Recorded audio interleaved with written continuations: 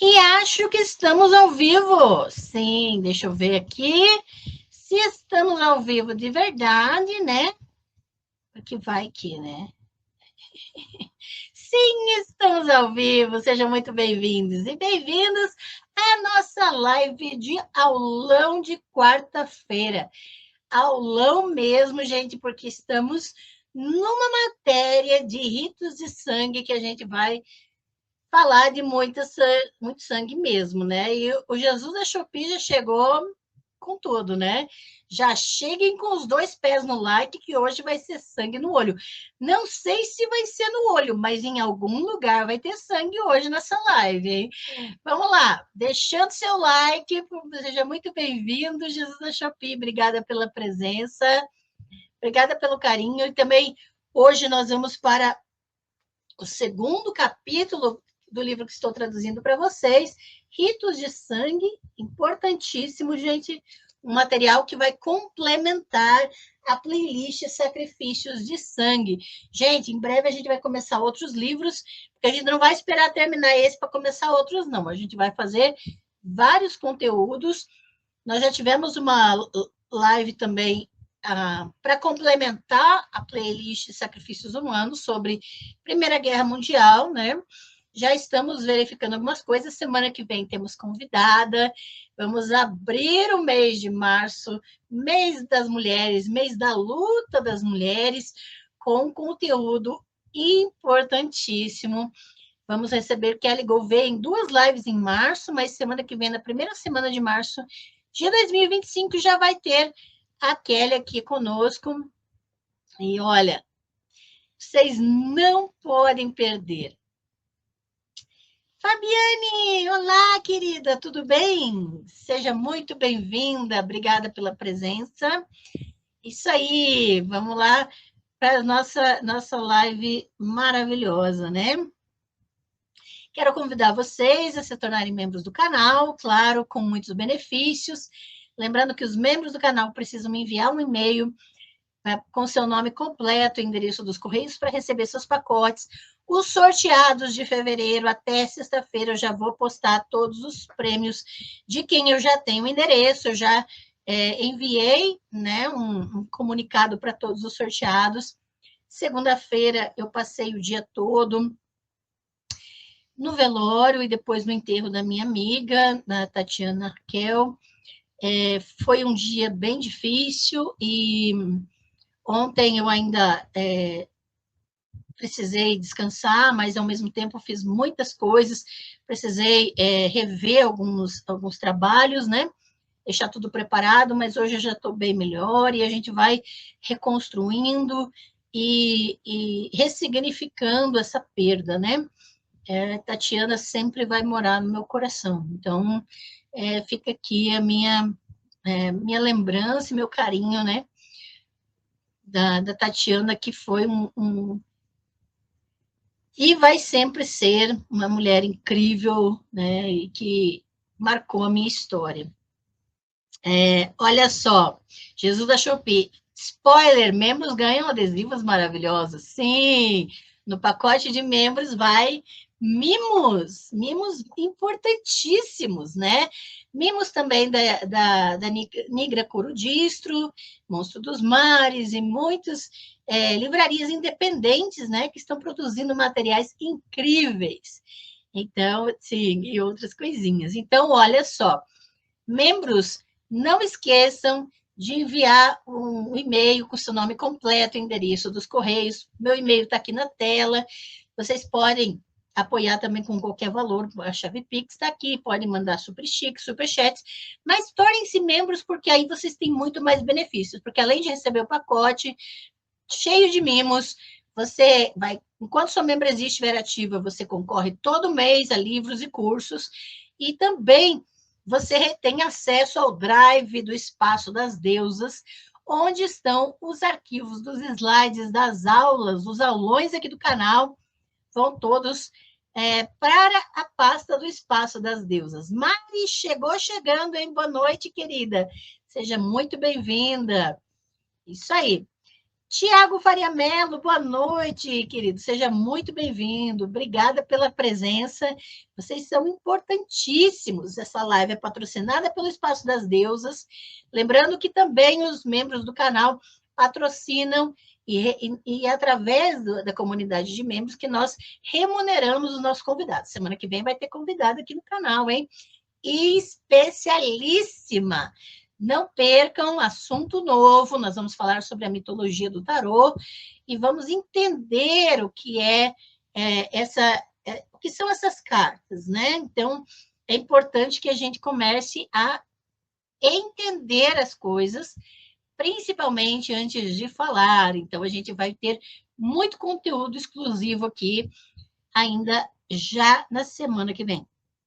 Maria Helena Amaral, boa noite, querida. Seja muito bem-vinda. Grande satisfação de participar dessa aula. Obrigada, querida. Obrigada mesmo. Então, nós vamos falar sobre o segundo capítulo do livro Ritos de Sangue. Eu preciso dar um alerta de gatilho, tá? Porque eu vou mostrar em determinado momento uma imagem de animais mortos, tá? Então, eu preciso dar esse alerta de gatilho. Não vão ter várias cenas, vai ser apenas uma imagem, mas eu vou descrever várias situações de sacrifícios. Então, fica aqui o alerta de gatilho, tá? Porque o assunto é delicado e nós temos que ter sensibilidade também para com questões não somente de cunho pessoal, mas também de cunho político. Nós vamos falar algumas coisas nesse sentido aqui, beleza? Mas vamos então para... Deixa eu ver. Tarô, você acha que eu estou praticamente 3 meses estudando sobre isso? 3 meses, sim! E para poder entrevistar Kelly Gouveia, que vem aqui no canal. Mas daí a gente começa a estudar e daí já abre outro mundo de possibilidades na pesquisa, né? Então, eu quero trazer muito conteúdo aqui, importantíssimo. A gente vai abrir o assunto na próxima semana, mas vamos trabalhar outras questões e mais para frente a gente vai trazer o Felipe novamente aqui, na área de psicologia, para falar sobre a questão dos arquétipos. A gente vai entender o que é histórico, o que é mitologia, o que é psicologia, o que é colonização e coisas nesse sentido. Vamos entender, de fato, como analisar essas questões e, principalmente, vai ser uma jornada muito interessante. Eu estou bem animada com isso, tá bem? Ô, Toniel Elinda, boa noite, querido. Seja muito bem-vindo. Obrigada pela presença. Então, alerta de gatilho, tá? Para questões de sacrifícios de animais. Hoje nós vamos tocar no assunto. A live de hoje, o segundo capítulo, é intitulado Carne Sagrada. Tá?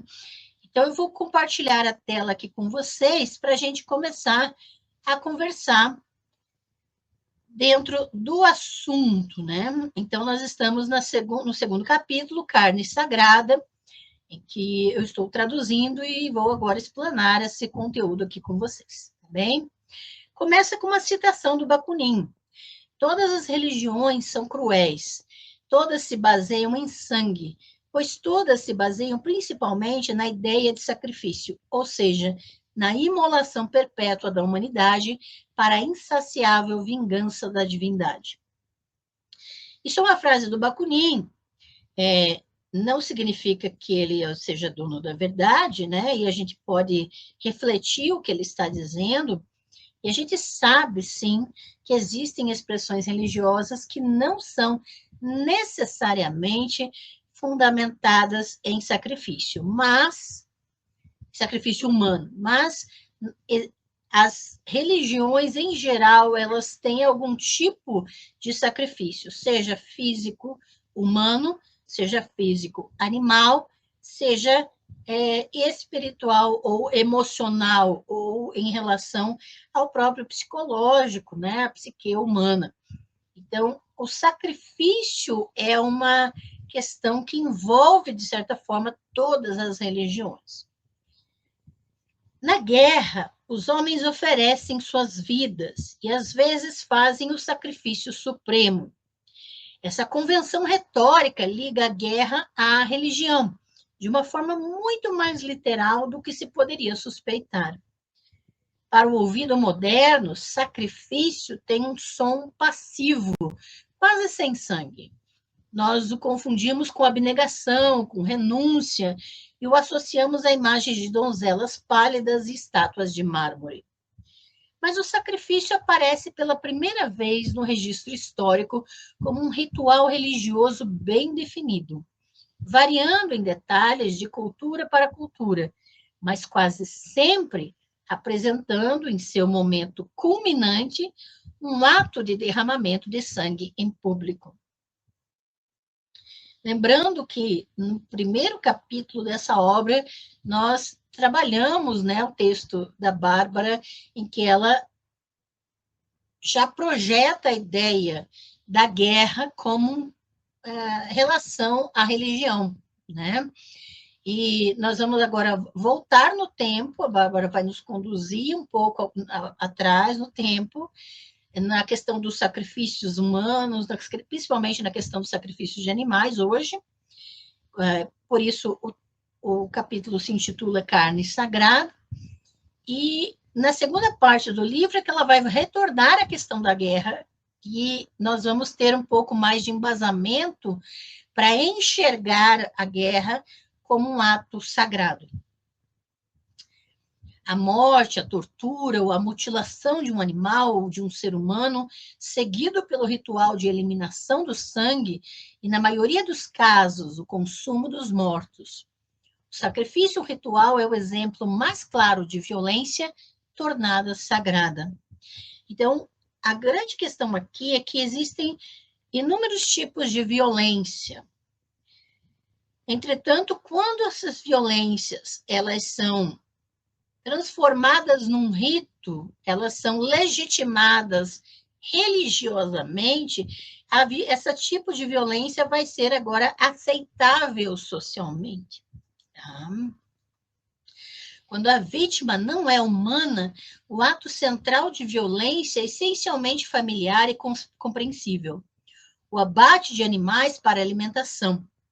O fato de o simples ato de matar animais ter sido sacralizado com tanta frequência indica um lado sinistro das divindades tão honradas e sugere, como veremos, uma ansiedade muito mais antiga do que a religião ou a guerra, e possivelmente central para ambas. Então, a ideia do sacrifício de animais, né, de certa forma, ele se origina na questão do abate de animais para alimentação. Mas esse ato vai ser sacralizado, tá? E, de alguma maneira, vai aliviar ansiedades sociais, e que são, essas ansiedades sociais são mais antigas do que religião e guerra. Tá? E na questão do abate de animais, principalmente relacionado a religiões de matriz africana, eu quero recomendar o livro O Corte, Provocações sobre o Abate Religioso, do Ademir Barbosa Júnior, o pai de Hermes de Xangô. Eu tenho uma live aqui no canal, tá, em que eu entrevisto o pai de Hermes de Xangô, a gente conversa sobre a questão do sagrado, e eu tenho esse livro, recomendo que você leia, porque ele vai trabalhar um pouco reflexões a respeito dessa questão do abate religioso, né? Porque muitas pessoas se levantam contra o abate religioso, mas não tem problema nenhum de se alimentar de animais, né? Que são abatidos, mas não de forma religiosa. E então existe uma certa hipocrisia, muitas vezes, na condenação do abate religioso, quando se há uma indústria toda de abate de animais para o consumo humano, né? Então, a gente precisa refletir sobre essas questões, e eu recomendo muito esse livro, tá? Fácil de achar na internet, para você adquirir, ou pode assistir a nossa live que o pai dela me chamou, ir nas redes dele, eu sigo ele nas redes. Lá no Instagram você vai encontrar o nome dele dentre os que eu sigo. Você pode entrar em contato direto com ele, ele é super acessível para conversar sobre esse assunto também, né? Atualmente, algumas religiões praticam abertamente o sacrifício de sangue. A ideia é repulsiva para muitas pessoas ocidentais modernas que preferem o abate de animais, que preferem que o abate de animais seja feito sem cerimônia e fora da vista, em frigoríficos totalmente seculares.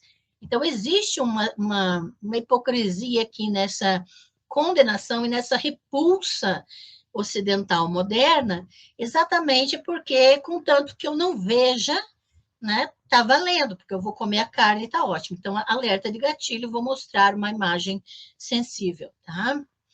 Então, isso aqui não tem problema, né? O problema é quem mata um animal para uma comunidade depois se alimentar religiosamente, né?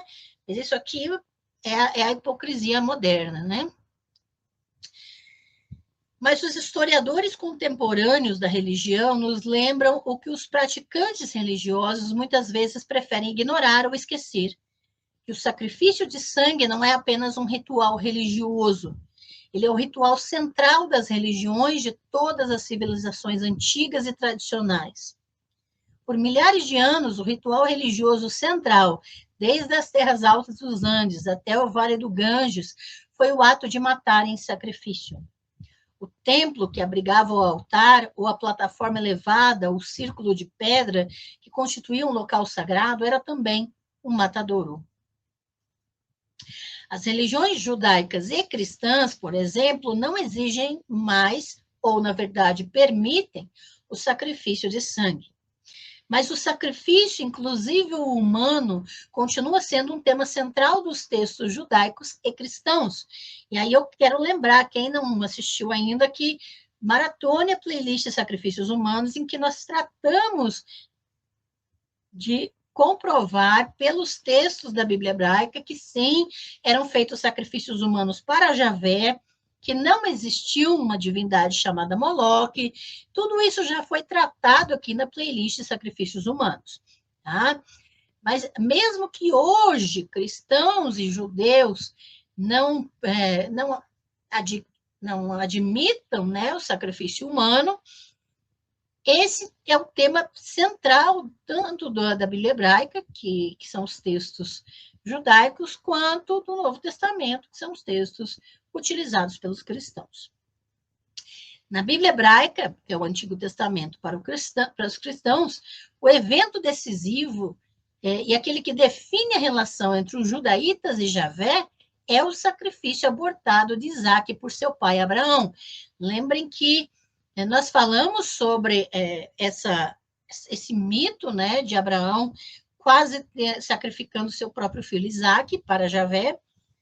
E nós tivemos uma live só sobre isso, né, nos sacrifícios humanos nos mitos fundamentais de Israel e Judá. E lembrando que Abraão é o ancestral dos judaítas, do reino de Judá. Então, esse evento, né, do quase sacrifício de Isaque por seu pai Abraão é um evento decisivo na relação desse povo judaíta com o próprio Javé. No Novo Testamento, é o sacrifício de Jesus por seu pai, né, a própria divindade. Então, você vê que no próprio texto do Novo Testamento vai ser utilizado a justificativa de um sacrifício humano, que é esse de Jesus. Se ele se entregou à morte, é um sacrifício humano. Tá? E nesse sentido, na narrativa, né, esse sacrifício humano vai ser central para aquilo que posteriormente vão ser os cristianismos. E ao longo dos 5 primeiros livros do Antigo Testamento, Bíblia hebraica, com uma regularidade obsessiva, um grande número de animais é sacrificado como ofertas a Deus. Lembrando que você pode ter explicadas narrativas dos 5 primeiros livros da Bíblia Desculpa. As narrativas de Abraão quase sacrificando Isaac, esses textos, né, desses personagens, na playlist gratuita aqui no canal Personagens do Pentateuco, tá? É importante que você saiba que você tem esse recurso para poder aprofundar os seus estudos. Essa fixação pelo sacrifício não é peculiar às tradições judaica e cristã, mas pode ser encontrada em quase todas as culturas que possuíam animais para sacrificar. A matança sacrificial, diz o eminente classicista suíço Walter Burkert, é a experiência básica do sagrado. Antes da guerra se tornar um empreendimento amplo e massivo, provavelmente era por meio da matança ritual que os seres humanos se aproximavam da experiência do transcendente, aquele algo maior do que nós mesmos, que eleva o patriota em um comício a favor da guerra, aquela ideia de um ideal maior do que si mesmo, né? Tanto a pátria quanto uma divindade. Daí, por exemplo, a ligação linguística entre as palavras que tocam a santidade, sagrado, sacramento, sacerdotal, sacrilégio e sacrifício, que denota violência ritual. Todas são cognatas com saclais ou chaclais, a antiga palavra hitita que significa rito. Nem todas as culturas possuíam animais que consideravam adequados para o sacrifício.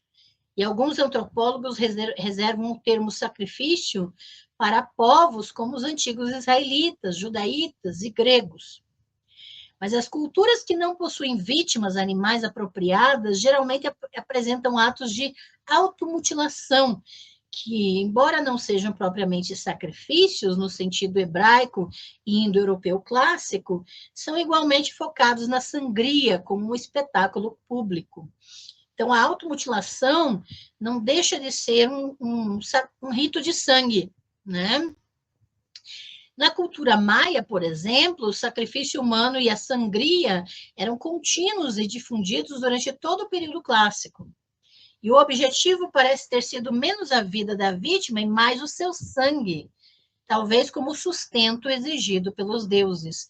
Então, esses sacrifícios todos, esses rituais todos, que a gente vai desenvolver, não só hoje, mas nos próximos capítulos deste material, giram em torno do sangue, como um elemento de valor, né? Mesmo sem acompanhar rituais ou atos de violência, o fluxo de sangue é um espetáculo impressionante. A cor, por si só, chama a atenção e faz lembrar atos violentos de perfuração ou corte, e para a semelhança chocante de todas as criaturas vivas sob a pele. Os rituais de sacrifício muitas vezes parecem, de fato, voltados para a produção de sangue, tanto quanto para qualquer outro subproduto da morte, inclusive a carne comestível. Entre as variedades de morte por sacrifício, estrangulamento ou enforcamento, não são desconhecidos, mas são muito menos comuns do que os métodos que produzem o fluxo de sangue. Então, o tipo de morte do objeto sacrificado, seja um animal, seja uma pessoa, vai ser mais direcionada para o tipo de morte que faz o sangue escorrer, do que apenas no estrangulamento e enforcamento. É muito mais difícil isso acontecer sem nenhum tipo de corte, porque o derramamento de sangue é importante no rito sagrado. Os antigos rituais gregos, judaítas e hindus apresentam uma atenção elaborada ao manuseio do sangue da vítima, que pode ser coletado em uma gamela ou cálice, espalhado na testa daqueles que buscam os benefícios do sacrifício, ou até mesmo derramado sobre o corpo de uma pessoa que precisa de purificação. A realeza maia enfiava cordas em seu pênis, ou, no caso das rainhas, em suas línguas, enquanto seus súditos reunidos observavam com admiração. Em uma dança anual do sol, os homens Blackfoot e Arapahoe, das planícies estadunidenses, rasgavam sua carne enquanto dançavam para trás em um poste, ao qual estavam presos por tiras enganchadas em seus peitos. Os homens das culturas aborígenes tradicionais do Havaí e da Austrália cortavam ritualmente seus pênis para induzir o sangramento. Quase todas as partes do corpo, membros, rosto, genitais, tronco, já foram exploradas em alguma cultura, como fonte de sangue ritual.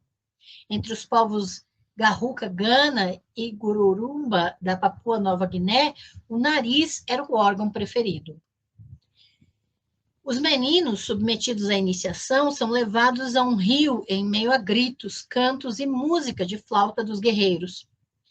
Lá, eles são confrontados por um grupo de homens masturbadores que entram no rio e enfiam folhas afiadas em seus próprios narizes até que tenham uma hemorragia abundante.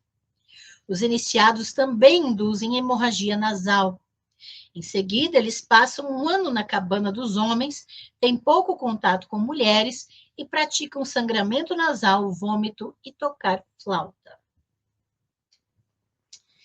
No mundo antigo, de acordo com Burkert, o ritual de sacrifício de animais era um espetáculo profundamente envolvente e até mesmo aterrorizante. Primeiro, havia preparativos complexos, muitas vezes envolvendo banho e abstinência sexual por parte dos participantes humanos. Na Grécia Antiga, o rito em si começava com uma procissão, em que o animal sacrificado era conduzido ao local sagrado, onde o altar era montado, geralmente com uma fogueira acesa em cima dele. A água era borrifada sobre o animal, seguido de uma chuva de grãos de cevada. Escondida sobre os grãos, na cesta, estava a faca, que agora está descoberta. O líder desse drama incipiente caminha em direção ao animal sacrificado, carregando a faca ainda coberta para que o animal não a veja. Um corte rápido e alguns pelos da testa são tosados e jogados no fogo. Agora vem o golpe mortal. As mulheres dão um grito agudo, seja de medo ou triunfo, ou ambos ao mesmo tempo. O costume grego do grito sacrificial marca o clímax emocional do evento, abafando o barulho da morte. O sangue é coletado em uma tigela e aspergido sobre a pedra do altar. O animal é cortado e estripado. Depois que um vidente os estuda em busca de presságios, as entranhas são cozidas no fogo do altar e comidas de uma só vez pelos participantes. O restante da carne pode ser consumido mais tarde, com uma parte destinada ao sacerdote, às sacerdotisas ou a outros funcionários associados ao local sagrado. Isso é muito interessante, porque na grande parte dos povos em que esses ritos de sacrifício de animais acontecem, a pessoa que realiza o sacrifício, muitas das vezes tem direito a uma parte desse animal.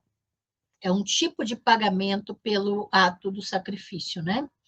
E algo que eu quero apontar aqui é que muitas pessoas estão tão habituadas a lerem os textos bíblicos, e ali fala de sacrifício de animal, direto, como tem que ser feito e tudo, e sacrifício de pessoas, né, para Javé e tudo mais, como a gente já viu, e matança de centenas de pessoas estrangeiras e pessoas que não se dobram, Javé e coisa assim, que as pessoas ficam dessensibilizadas para a violência do ato.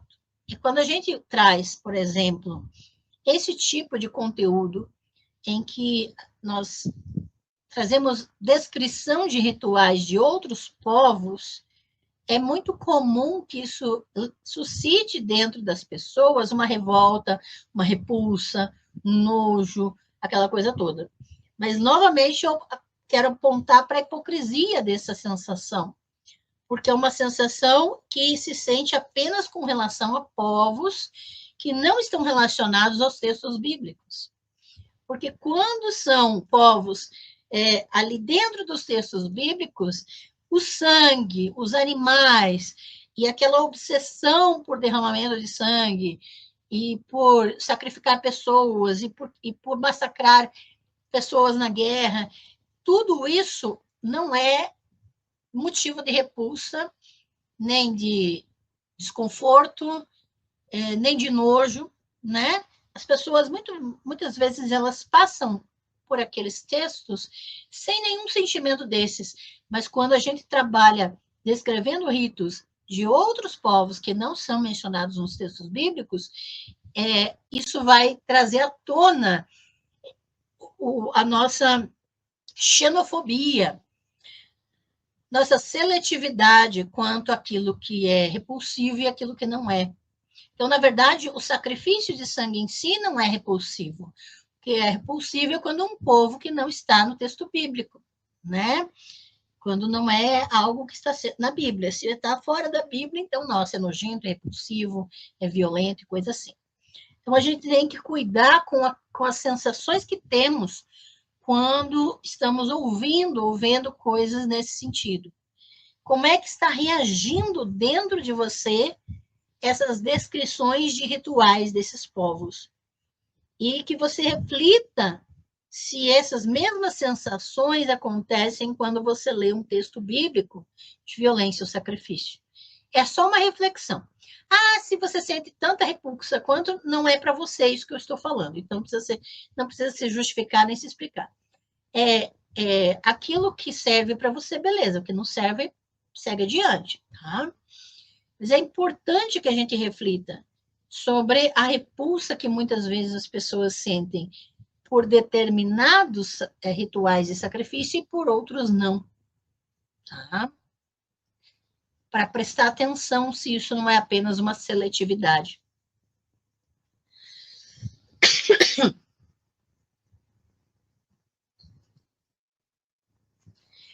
Muito bem. Entre os gregos antigos, nada de importante poderia ocorrer, nenhuma decisão poderia ser tomada sem o fluxo de sangue sacrificial que o acompanhava. Os funerais exigiam sacrifícios, assim como as celebrações e os retornos ao lar, votos e acordos. Empreendimentos arriscados, como viagens e guerras, não podiam ser realizados sem sacrifícios, tanto para revelar o provável resultado, quanto para obter o apoio dos deuses. Durante as campanhas, o líder militar também desempenhava a função sacerdotal de sacrificador, como relata o historiador John Keegan em Alexandre o Grande. Por mais bizarro que pareça para nós, seu dia começava com um mergulho de uma lâmina no corpo vivo de um animal e sua oração enquanto o sangue fluía. É interessante quando a gente coloca isso ao lado das narrativas dos livros de 1º e 2º Samuel, por exemplo. Principalmente de 1 Samuel, no texto bíblico, em que antes de toda a batalha, eles iam consultar a Javé. E esse consultar a Javé envolvia sacrifícios, envolvia toda uma ritualística antes de ir para a guerra. As calamidades e os infortúnios só podiam, é claro, ser superados por meio de sacrifícios apropriados. De fato, uma das principais funções do famoso oráculo délfico, né, era regular a economia do sacrifício, ditar quais criaturas deveriam ser sacrificadas, em que quantidades e a quais deuses, para obter o resultado desejado. Os animais grandes, como os touros, contavam mais do que os pequenos, e a quantidade era outra medida importante de devoção. O historiador, entre aspas, né, Xenofonte, entre aspas, porque antes da história como ciência, chamar de historiador é complicado, né? O historiador Xenofonte relata que antes de uma batalha contra os persas, os atenienses haviam jurado a Ártemis, a deusa, né, sacrificar tantas cabras quanto matassem persas. Mas não conseguiram encontrar o suficiente. Então resolveram sacrificar a cada ano 500 cabras. E ainda fazem isso, segundo Xenofonte. Os antigos judaítas eram igualmente obcecados por sacrifícios. Em seu livro, Na Sombra de Moloque, Martin Bergman destaca que eles se esforçavam tanto para se distinguir de seus vizinhos em outras questões religiosas, tinham rituais de sacrifício muito semelhantes aos dos cananeus e de outros idólatras, entre aspas, né, desprezados.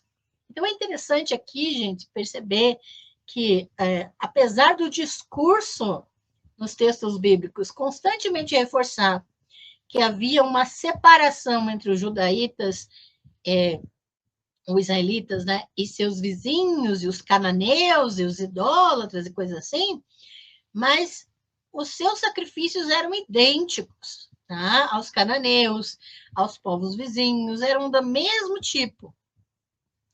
Páginas inteiras do Antigo Testamento são dedicadas à enumeração e descrição de sacrifícios de animais em detalhes anatômicos minuciosos.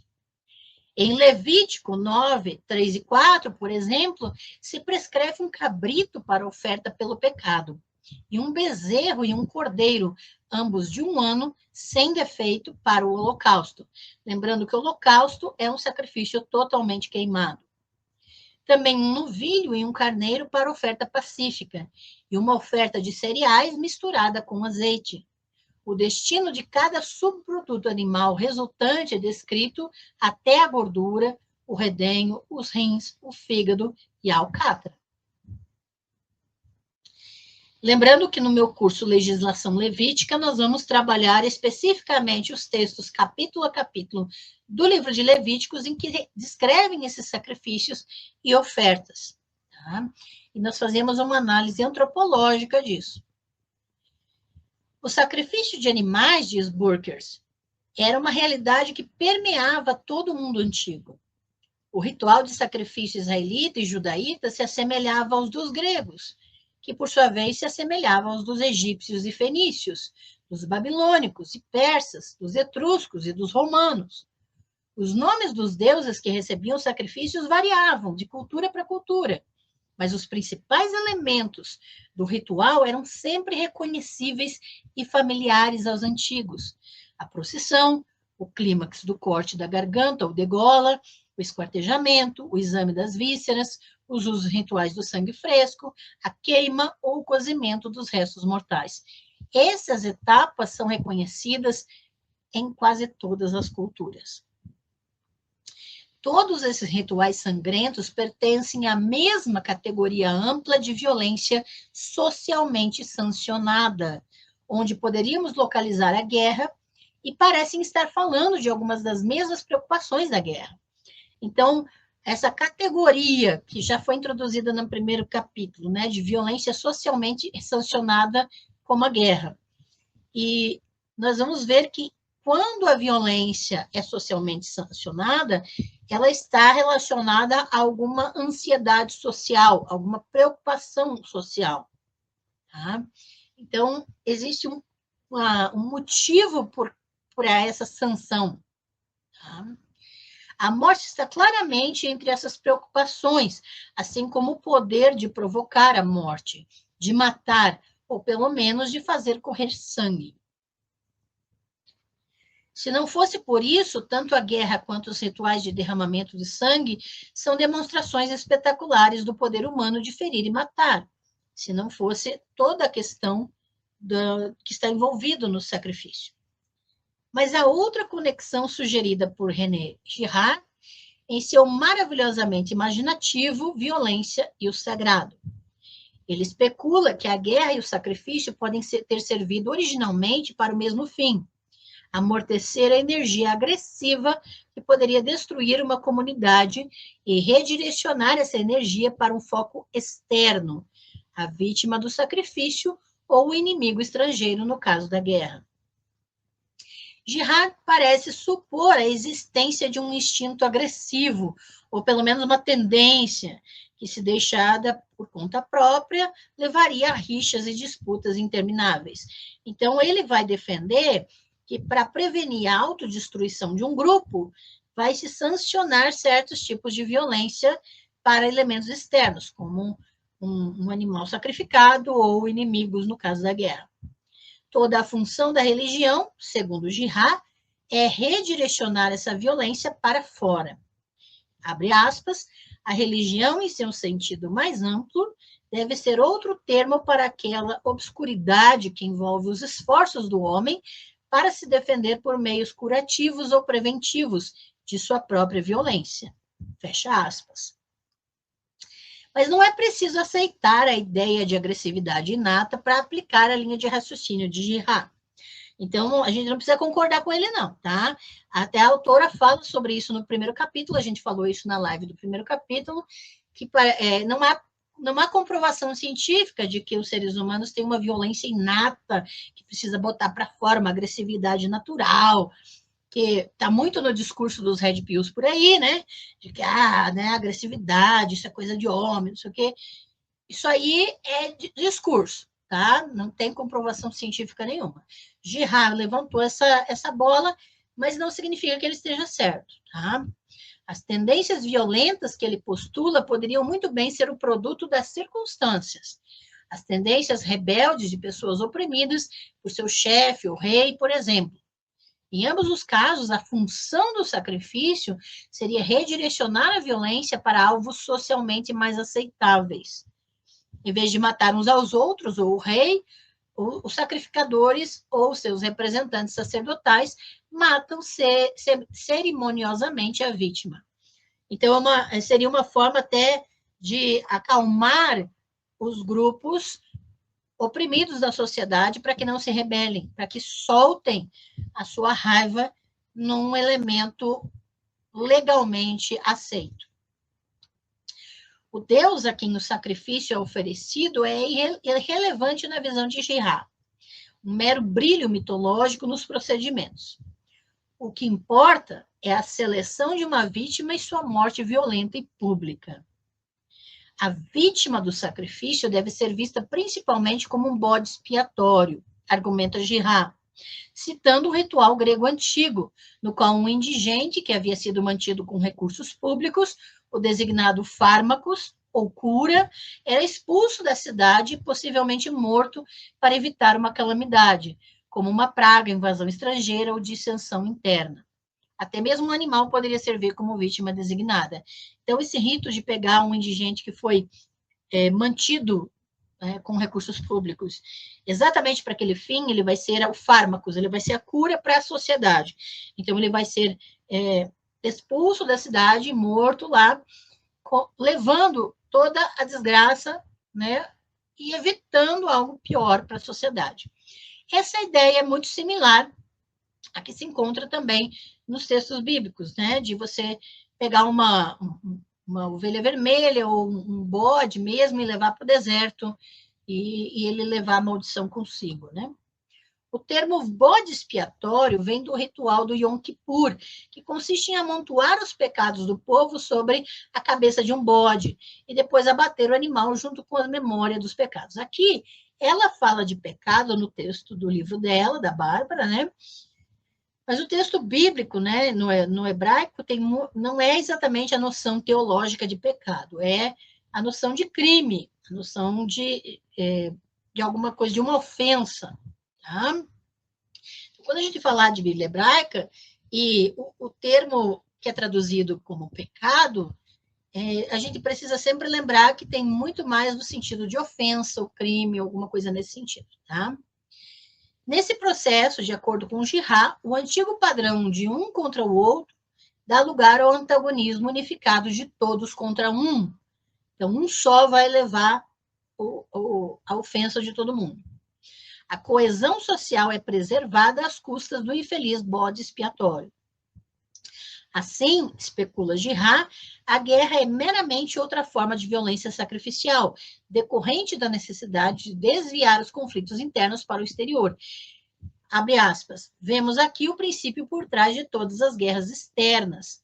Tendências agressivas que são potencialmente fatais para a coesão do grupo são redirecionadas de dentro da comunidade para fora dela. Fecha aspas.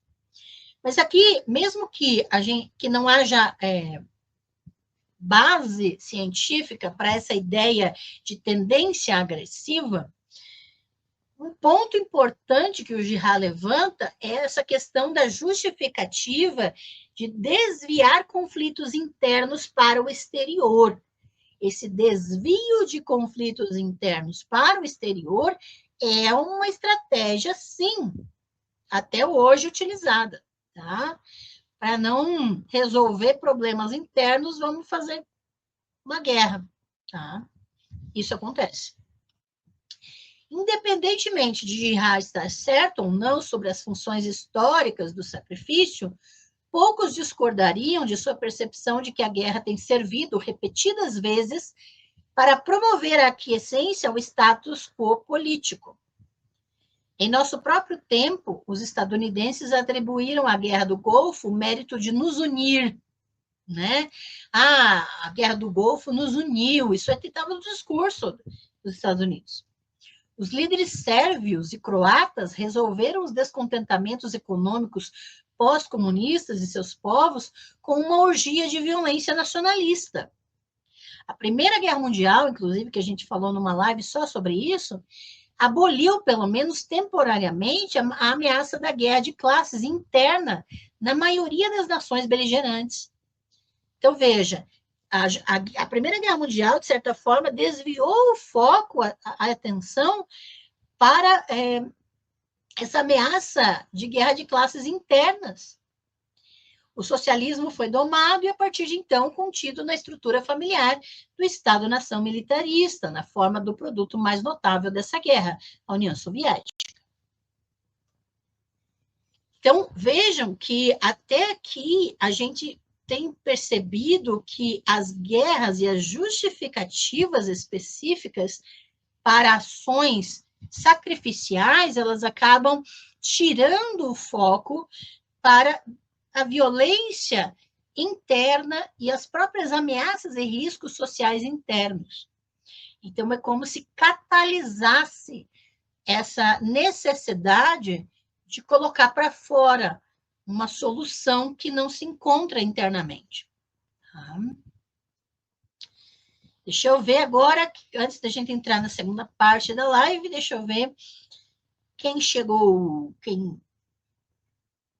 Renata Estrelau, boa noite a todos. Primeira vez que participo ao vivo, estou adorando o conteúdo do canal. Parabéns pelo trabalho. Muito obrigada, Renata.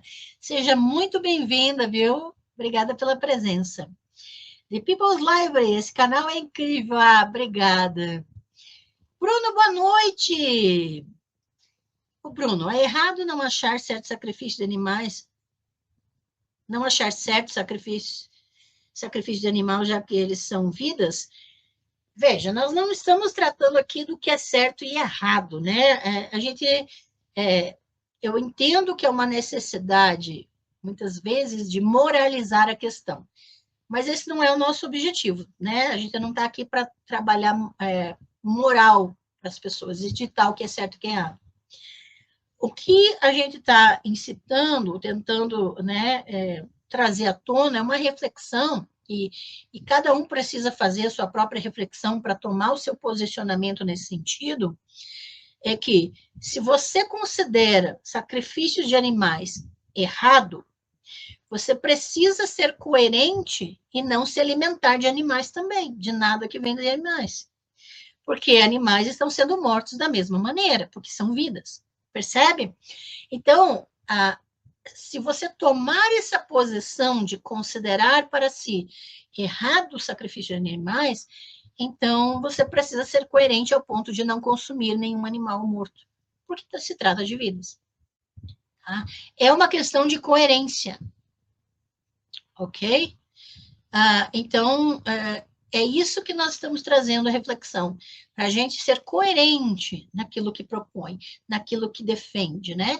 E aqui nós não estamos trabalhando também no sentido de eu impor o que eu penso sobre vocês e vocês imporem o que pensam sobre outras pessoas. Não, isso a gente não faz, né?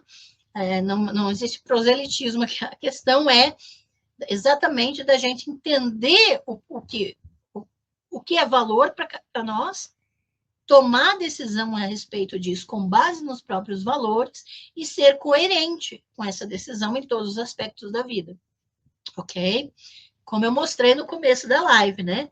Então, muitas pessoas condenam as religiões de matriz africana por realizarem sacrifício de animais que são para consumo da própria comunidade ali após o ritual, mas comem carne que são abatidos nos matadouros para os frigoríficos. Então, qual é a coerência aqui? Existe uma hipocrisia, muitas vezes, nesse sentido, e que vai trazer à tona, às vezes, apenas uma intolerância religiosa, um racismo religioso. Né? Se você considera errado somente o sacrifício de animais, mas você consome carne de animal, você come carne, então é racismo religioso, é intolerância religiosa, então não é uma questão de coerência. Tá? Só pensar a respeito disso, beleza? Mari, assistam o documentário Dominion sobre os matadouros. Você nunca mais vai querer comer carne de qualquer animal. É importante que a gente perceba essas questões, porque a gente fala, o assunto aqui é ritos de sangue, ou seja, quando a gente está falando aqui nesse assunto especificamente sobre matança sacrificial dentro do contexto religioso, mas é importante que a gente entenda essa questão aqui dos matadouros. Também recomendo, tem um filme da Temple Grandin, tá? Temple Grandin é uma mulher autista e foi feito um filme de biografia dela, eu vou projetar o nome dela aqui na tela.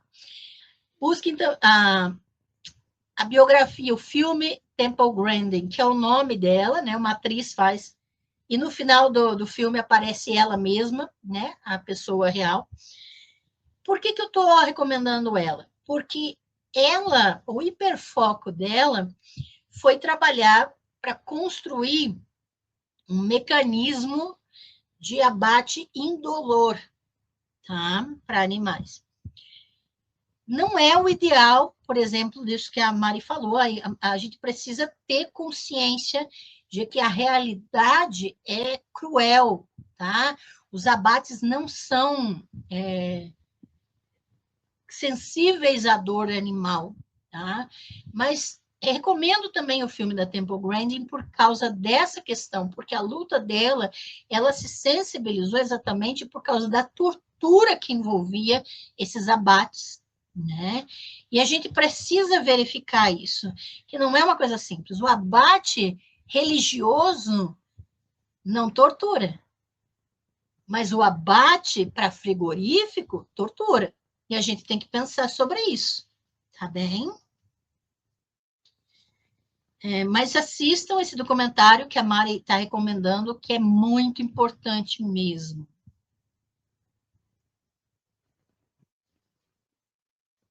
Então, cada um precisa tomar essa decisão, né? Importante mesmo. Gabriela Dor, boa noite, professora e colegas, boa aula para a gente. Obrigada, querida, seja muito bem-vinda.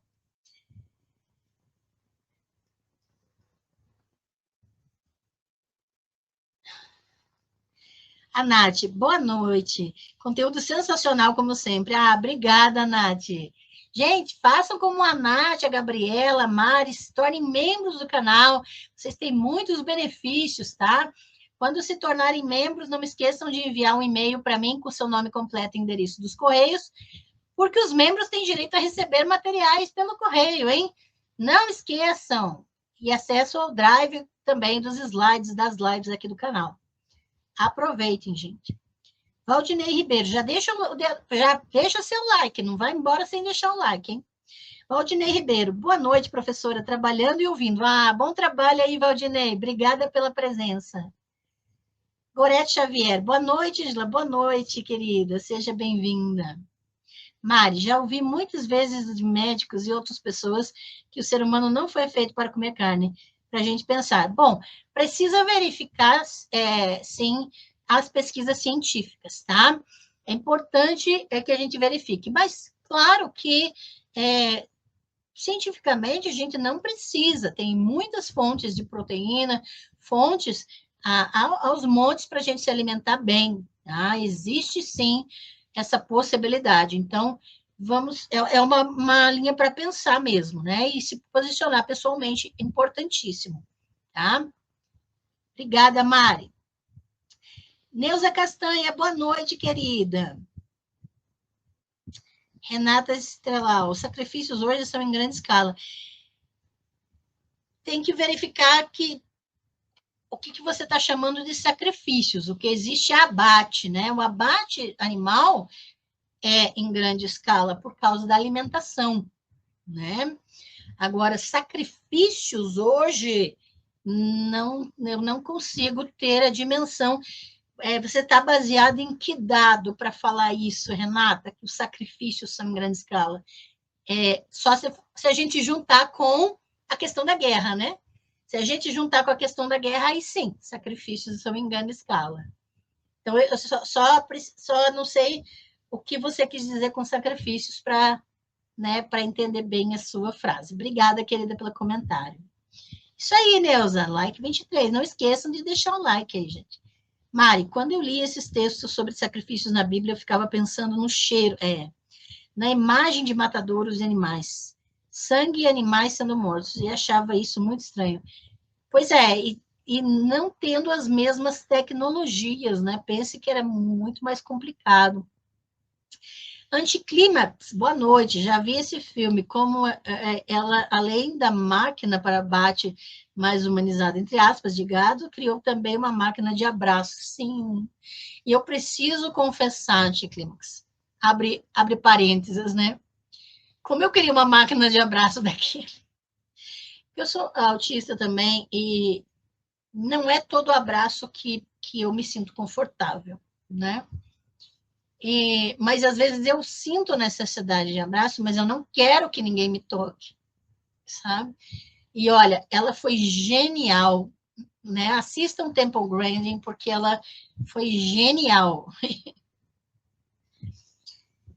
Renata Estrelau, sacrifícios entre aspas, são os abates e as guerras. Ah, sim. Obrigada por esclarecer, né? Por deixar mais evidente. Obrigada mesmo. Com certeza. Sem precedente na história. Nós estamos vivendo uma época maior número, né, de abates e guerras ao mesmo tempo. Profeta do óbvio. Sem carne, você simplesmente ganha demência precoce. Olha, não funciona assim, tá? Não considero esse comentário, porque desinformação a gente não trabalha aqui, tá? Então, é importante que a gente fique atento às pesquisas científicas, tá bem?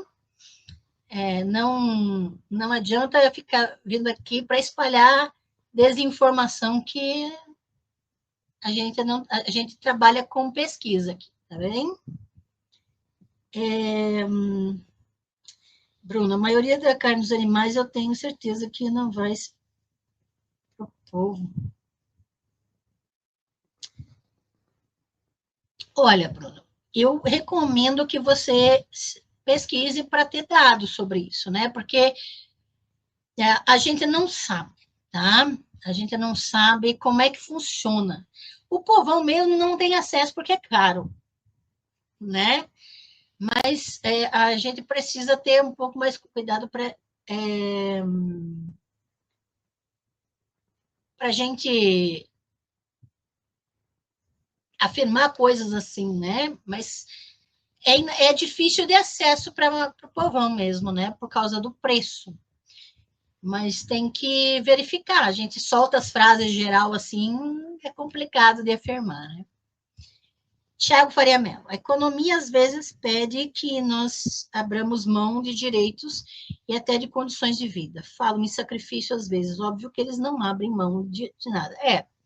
Essa questão econômica, né, talvez tenha a ver com o que o Bruno falou também, é complicado, né? Porque, veja, quando a gente fala, não comam carne, tá? Mas para a gente viver sem comer carne, e aí eu recomendo que vocês sigam, se vocês não querem ler artigo científico, sigam a Marianne Kruger, nunca vi um cientista, né? Esses nomes que estão são pesquisadoras, cientistas, biólogas, tá? E que estão fazendo pesquisa. Então, para você viver sem carne, você tem que ter algo que te proporcione proteína suficiente. Então, não adianta você tirar a carne por causa dessas questões todas que a gente está falando aqui, questões éticas, todas políticas, e não ter acesso a toda a alimentação necessária que te dê as proteínas que você precisa.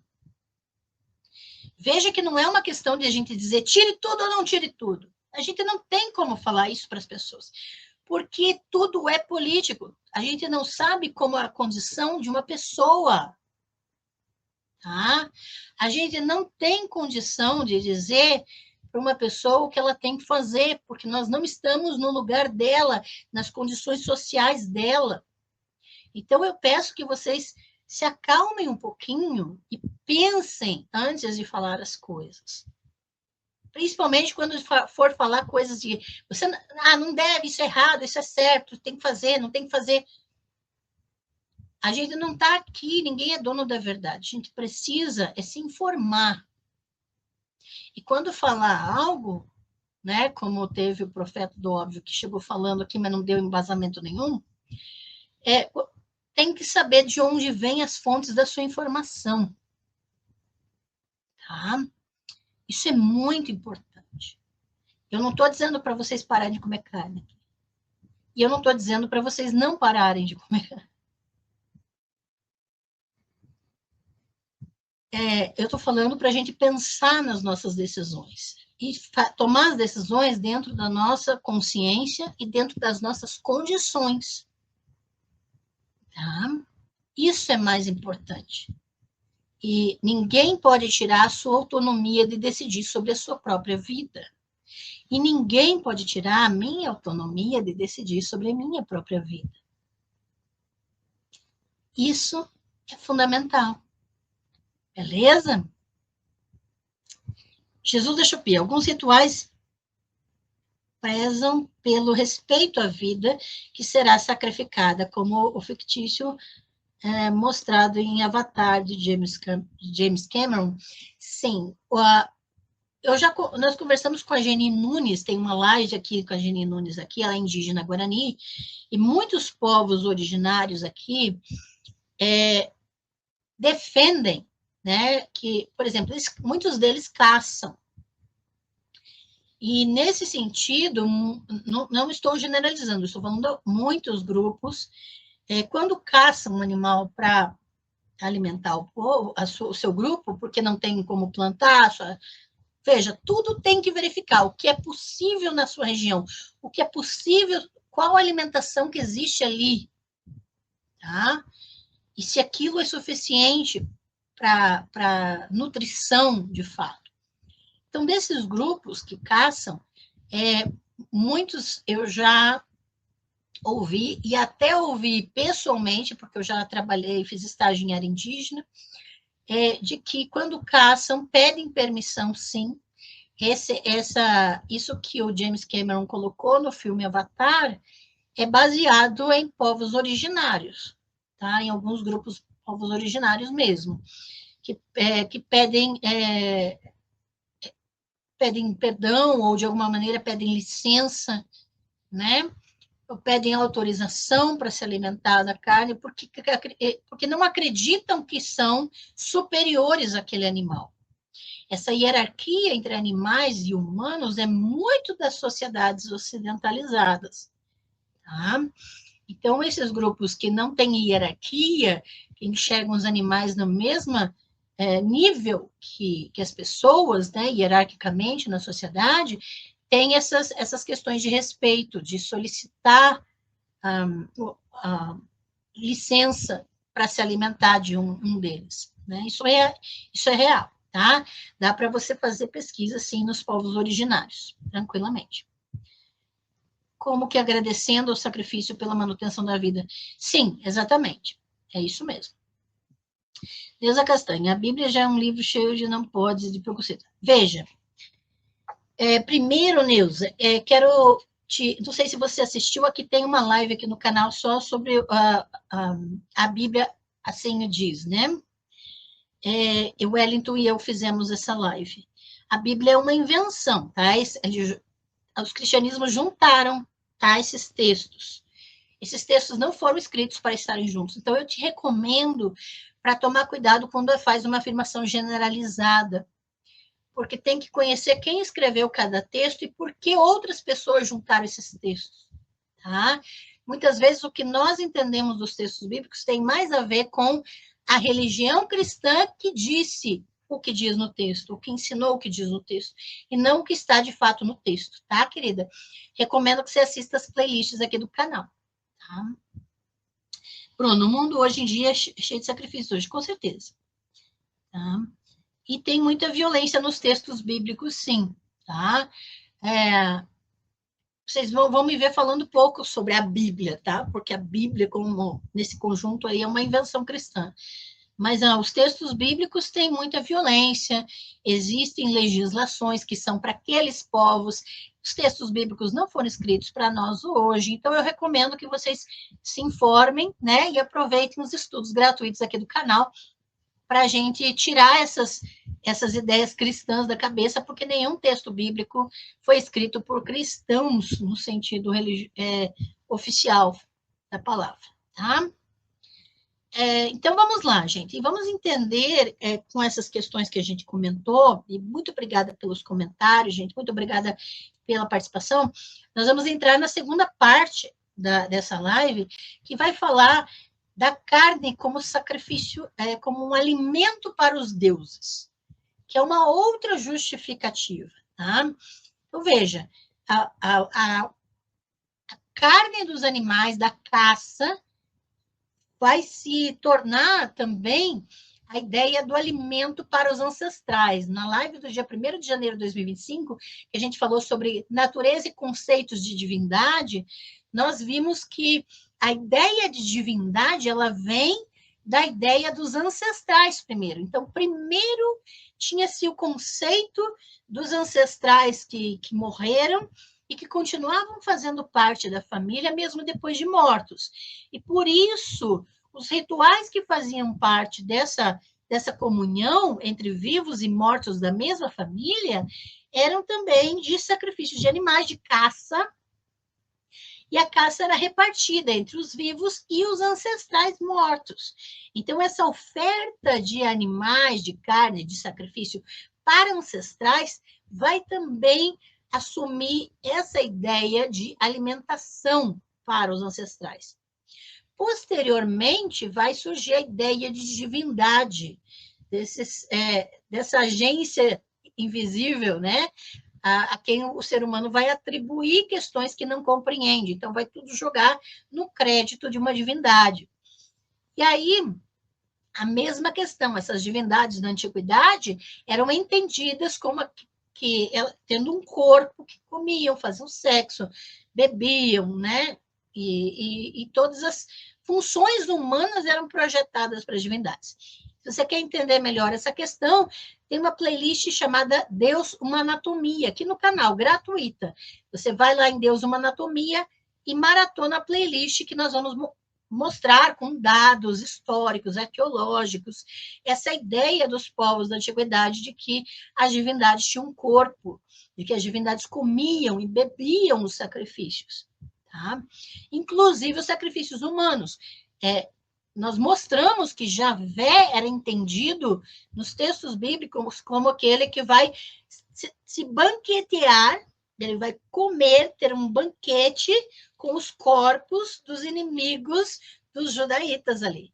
Então, o sacrifício de guerra vai ser a comida de Javé, os inimigos mortos. Então, tem essa ideia dos sacrifícios como comida das divindades. Tá bem? Importante mesmo, gente.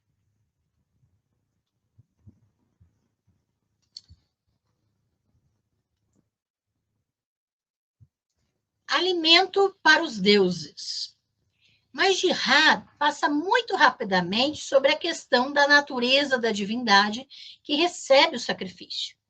Pois aí está uma pista importante sobre o hábito humano de sacralizar a violência. Isso é um hábito, tá, gente, do ser humano, de tornar certos tipos de violência sagrados. Os praticantes do sacrifício interpretavam o rito de uma forma altamente específica e concreta. O sacrifício é o meio pelo qual os humanos alimentam o Deus ou os deuses. A vítima é, de fato, uma refeição. Essa era a mentalidade. Tá? Assim, os deuses do Olimpo saboreavam o cheiro de carne assada que vinha dos altares de sacrifício, e, pelo menos na obra dos antigos poetas cômicos gregos, reclamavam do tamanho de sua parte da carne. O deus Sol dos astecas, a gente falou sobre isso na live sobre a Primeira Guerra Mundial, né? Se extinguiria sem sua dieta constante de sangue humano sacrificial. Os deuses maias parecem ter precisado de sangue para se sustentar. Os deuses incas comiam lhamas sacrificiais. Os deuses havaianos estalavam os lábios ao verem suas vítimas pretendidas. Isso tudo está nas mitologias desses povos, tá, gente? O deus judaíta, Javé, na mentalidade dos cristãos posteriores, atenção, cristãos depois que a Bíblia e os textos da Bíblia foram escritos, para esses cristãos, o Deus judaíta era etéreo demais para ser imaginado comendo de fato. Mas nos textos bíblicos, o fogo divino às vezes jorra e literalmente come a carne que está sobre o altar. O rei Davi reconhece o interesse carnal de Javé no ritual de sacrifício, quando ele resolve, num determinado momento, acertar as coisas entre eles e a divindade, deixando-o cheirar uma oferta. E você vai ver nas suas traduções da Bíblia em português, não está assim, não. Está como aceitar uma oferta. Mas o que os tradutores escondem é que no texto hebraico, a ideia é de deixar a divindade cheirar uma oferta, ou seja, fazer Javé ficar com água na boca. Tá? 1 Samuel 26, 19. Eu até busquei uma tradução literal feita por Smith, que diz assim: agora, pois, ouvirá o rei, meu senhor, as palavras do seu servo? Se Javé te moveu contra mim, ele cheirará um presente. A ideia de cheirar uma oferta, né? 1 Samuel 26, 19. Essa é a tradução literal do hebraico. Os tradutores para o português, não, eles vão tirar esse cheirar.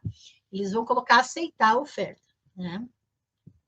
Se você quer entender melhor os textos de 1 e 2 Samuel, principalmente de 1 Samuel, adquira o meu curso Saul e o Usurpador Davi, os livros de Samuel. Tá? Através do meu Linktree, que está lá em cima no chat fixado, ou na descrição de todos os vídeos aqui do canal. Assim, o ritual de sacrifício revela um atributo quase universal da deidade arcaica a quem os sacrifícios são oferecidos. Ele ou ela é um carnívoro. Essa divindade pode ter muitos outros atributos, como uma figura paterna, um juiz, um líder na guerra, mas os animais sacrificados são, em todos os casos, animais comestíveis, pelo menos na visão dos sacrificadores. É importante entender isso, na visão dessas pessoas que sacrificavam. São animais domésticos, como cabras e ovelhas, ou ocasionalmente animais selvagens, como veados, mas raramente algo considerado pouco apetitoso, como insetos ou lagartos. Em sua teoria da religião, George Bataille oferece uma explicação bastante exagerada do motivo pelo qual a vítima deve ser comestível. Abre aspas. Sacrifica-se o que é útil, escreve ele, precisamente para tirar essa coisa do reino da utilidade e colocá-la no reino da imanência. Mas a explicação muito mais direta é que os deuses preferem uma refeição de carne. Afinal, o que fez Caim se voltar contra Abel, e assim, de acordo com o texto bíblico, deu início a todo o trágico ciclo de violência intra-humana? Caim, lembre-se, era um agricultor e fazia ofertas do fruto do solo. Abel era um pastor e deu os primogênitos do seu rebanho. No texto bíblico, Deus preferiu muito mais as ofertas de carne e favoreceu Abel sem pudor, Daí a inveja assassina de Caim. A explicação filosoficamente respeitável é que Caim, assim como Jó mais tarde, estava recebendo uma lição sobre a arbitrariedade de Deus e a necessidade de aceitar sua vontade, não importa o que essa vontade exija. Mas há muitos anos, quando essa história estava sendo registrada, o comportamento de Deus provavelmente não parecia tão arbitrário. Ele simplesmente queria carne. E aqui é importante a gente entender que existem outras questões além dessa questão filosófica, né? Existe a questão prática, porque esse texto de Caim e Abel é um texto político escrito no pós-exílio depois da Babilônia, tá?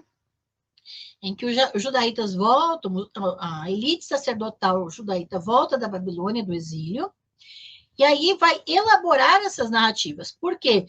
Porque os agricultores adoravam a Baal, que era o deus da agricultura, tá? Da tempestade, da agricultura. E Abel, ele vai estar relacionado a esses sacrifícios que vão ser feitos no templo para Javé, que era uma divindade da guerra. Tá? Então, veja que a história de Caim e Abel é basicamente a história dos adoradores de Javé e dos adoradores de Baal. Para quê? Para demonizar os adoradores de Baal, os agricultores. Tá? É importante que a gente entenda isso. Se você quiser se aprofundar nisso, é só adquirir meu curso Zacarias, a expulsão da deusa e o silenciamento profético, em que eu vou falar desse período em que são criadas narrativas dos textos bíblicos, principalmente de Gênesis, para quê?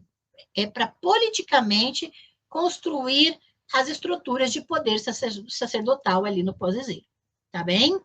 É importante que a gente saiba disso, porque as narrativas bíblicas são textos políticos, não são apenas textos teológicos, e a gente tem que cuidar muito com isso, tá?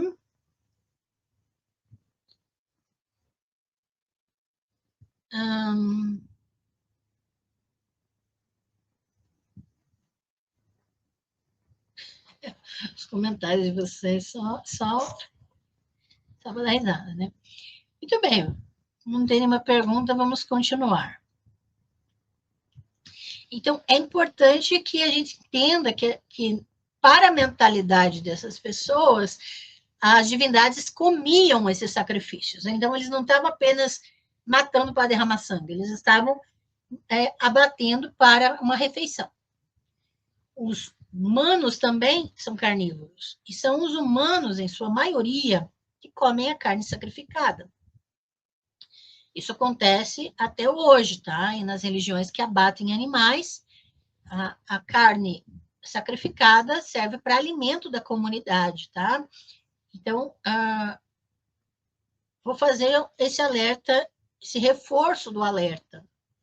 Se você tem essa consciência de não comer carne e de entender que qualquer tipo de morte de animais ela é nociva, seja para abate, para alimentação humana, seja para sacrifício religioso, isso é para você, isso não lhe dá o direito de ser intolerante religioso, tá? Tem que cuidar muito com isso. A gente precisa ter respeito com a decisão do outro. A gente tem autonomia sobre si mesmo. Tá? Segundo a sua própria consciência e segundo a sua própria condição.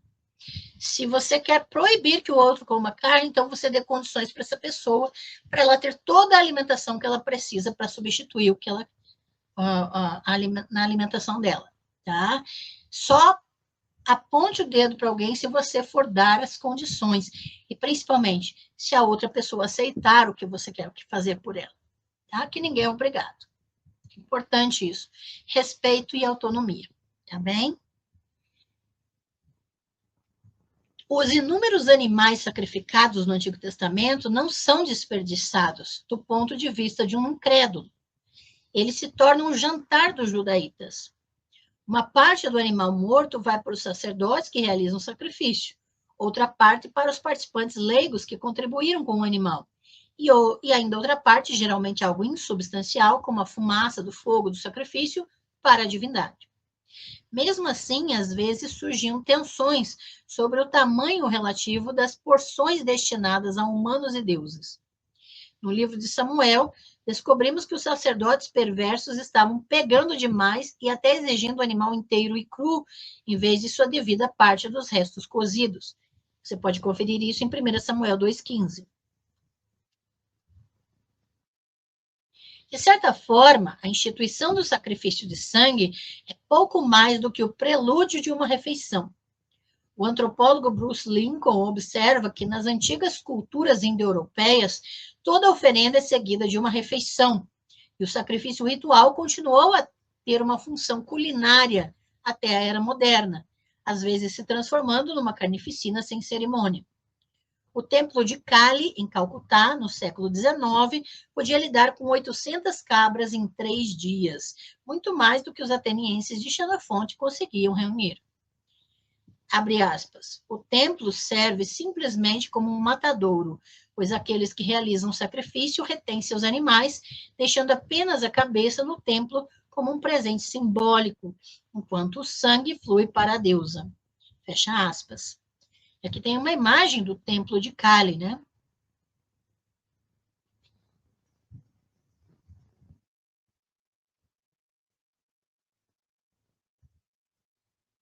O grande templo de Jerusalém desempenhava um papel semelhante na vida dos antigos judaítas. E os rituais de abate kosher do judaísmo permanecem como lembretes da próspera tradição bíblica de sacrifícios de animais. Então, por exemplo, os judeus comem somente alimentos kosher, ou seja, cujo abate ou cuja preparação seguem os rituais estritos do judaísmo. Os muçulmanos também comem alimento halal, que é a alimentação que passa pelos sacrifícios estritos do islamismo. Tá? Nenhum animal podia ser comido sem ter sofrido uma morte ritual, assim como as leis das antigas cidades gregas estipulavam que toda a carne oferecida para venda tinha de ter sido produzida por abate ritual. Então, nesse caso aqui, em que toda a cidade, toda a região ou todo o povo obrigatoriamente devoto de certas divindades, então toda a carne que vai ser consumida pelo povo, que vai estar no mercado, né, para ser consumida, é religiosamente abatido, ou seja, é sacrificado dentro do ritual para essas divindades. Da mesma forma, entre o povo Chukchi, que pastoreia renas no nordeste da Ásia, não há mortes seculares, ou seja, tudo que eles abatem é religiosamente abatido. Tá? Todo animal sacrificado é comido, cada animal comido representa uma oferta ritual aos deuses. Abre aspas. Se os deuses exigirem mais sacrifícios do que os rebanhos podem razoavelmente fornecer, os Chukchi lhes dão renas falsas, feitas de sebo, carne moída, folhas esmagadas ou até mesmo neve. Olha a forma que essa população encontrou de satisfazer os deuses dentro das suas possibilidades. Então, nós não podemos fornecer todo o rebanho que é exigido dos deuses nesse momento. Então, eles vão fazer renas de folhas, de sebo, de carne moída, de neve, e oferecer como se fossem sacrifícios. Tá? Mas, embora o sacrifício seja, em certo sentido, nada mais do que uma elaborada preliminar a uma refeição, análoga, talvez, a dar graças, ele contém um elemento de ansiedade, que geralmente tem sido interpretado como culpa. E aqui a gente precisa cuidar. E eu recomendo até pesquisas na área da psicologia da religião nesse sentido, tá? Por quê? Porque quando há um ritual de sacrifício, a pessoa tem que lidar com uma ansiedade que vem junto com o ritual, e que muitos interpretam como culpa. Tá? Não significa que seja culpa, mas muitos interpretam como sendo um sentimento de culpa por ter matado. Mas é algo que precisa ser trabalhado, né, no fenômeno. A carne pode ser considerada necessária como alimento. O ritual de matar pode ser considerado necessário para que a carne possa ser consumida, mas ainda assim há o desconforto com o abate. Robert Maus, os renomados historiadores do século XIX, relatam que alguns rituais exigiam pedidos de desculpas à vítima. Podiam ser apresentadas desculpas para o ato. O animal podia ser lamentado como se fosse um parente. E aqui a resposta até do comentário do Jesus da Shopee, né? O resto da espécie a qual a vítima pertencia poderia ser aconselhada a não buscar vingança. Então, eles ainda vão aconselhar a espécie daquele animal a não se vingar. O próprio sacrificador poderia ser punido. Então, várias culturas vão ajustar um tipo de continuidade do ritual para amenizar essa ansiedade que vem por causa do abate. Em Atenas, o sacerdote, no sacrifício da balfonia, onde o boi era sacrificado, fugia, jogando fora o seu machado. A purificação pela qual o sacrificador tinha de se submeter se assemelhava à expiação de um criminoso. Então, ele estava cumprindo uma função sacerdotal de abate, mas por causa dessa ansiedade, desse sentimento, desse desconforto por causa do abate, a pessoa que cumpria essa função tinha que passar por um outro rito, como se ele fosse um criminoso, como se ele, para de alguma maneira, expiar essa culpa. Em um antigo ritual babilônico, o sacerdote pedia desculpas à cabeça cortada do touro sacrificado, dizendo: este ato foi feito por todos os deuses, eu não o fiz. Então, é uma forma de transferir a responsabilidade, né? Lembrando que no final da live de hoje eu vou projetar as referências bibliográficas de onde esse capítulo todo foi fundamentado, tá? Isso aqui não foi nada tirado do cu nem da minha cabeça. Tá? Nem a Bárbara, que é a autora do livro, tirou do cu dela. É importante que a gente tenha esse cuidado, tá, gente? De não falar as coisas só porque faz sentido na nossa cabeça, mas de buscar a fundamentação para o que a gente fala, né? O sacrifício era o principal rito religioso, mas, ao mesmo tempo, de acordo com o Girard, ele era entendido como uma transgressão moral, semelhante a um assassinato. Ele abre Violence in the Sacred, né, violência e o sagrado, com a observação, abre aspas, em muitos rituais, o ato sacrificial assume dois aspectos opostos, aparecendo às vezes como uma obrigação sagrada a ser negligenciada sob grave risco, outras vezes como uma espécie de atividade criminosa que acarreta perigos de igual gravidade. Então, é como se essa ambiguidade estivesse presente no ato do sacrifício. O ritual do sacrifício legitima o ato de matar para obter carne, mas, de alguma forma, o ritual nunca é suficiente. A morte ainda ocorreu. Ela está sempre ali, no centro do ritual. Daí a necessidade da farsa de negações e pedidos de desculpa à vítima. Por outro lado, diz Girard, o ritual não seria nem de longe tão inspirador se não incluísse o elemento da transgressão, tão emocionantemente registrado pelo grito sacrificial do rito grego. Então, a ideia de quando o animal está morrendo, de haver um grito, né, como a gente mencionou agora há pouco, e isso vai, de certa forma, ser um elemento de transgressão e emoção no ato, né? Mas a culpa em relação à vítima animal é apenas uma das explicações possíveis para a angústia que parece cercar o rito sacrificial. Há uma explicação alternativa que se baseia na possibilidade implícita em tantos rituais culturais de sacrifício animal de que a vítima já foi ou poderá vir a ser não animal, mas humana. Vou repetir. Há uma explicação alternativa que se baseia na possibilidade implícita em tantos rituais culturais de sacrifício animal de que a vítima já foi ou poderá vir a ser não animal, mas humana. Nas tradições judaítas e gregas, os mitos preservam a noção de que a vítima original e talvez a mais desejável do ponto de vista divino era de fato humana, e que a vítima animal é apenas uma substituta. Então, nas mitologias tanto da Grécia quanto de Judá, vão demonstrar que no pensamento ancestral, o ideal, o desejável dos deuses eram sacrifícios humanos. Um carneiro substitui Isaac no altar no último minuto em Gênesis capítulo 22. Um servo pode ou não ter substituído a filha de Agamenon, Ifigênia. Lembrando que tem uma live aqui sobre o sacrifício da filha de Jefté, que nós falamos do mito de Ifigênia também. Tudo isso está na playlist Sacrifícios Humanos, tá?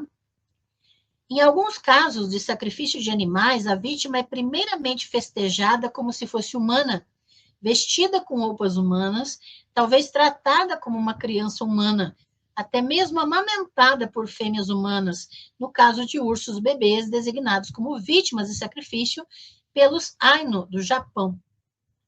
O povo de Tênedos, na Grécia Antiga, tratava uma vaca prenha como se fosse uma mulher, e o bezerro, quando nascia, era vestido como uma criança humana e sacrificado a Dionísio.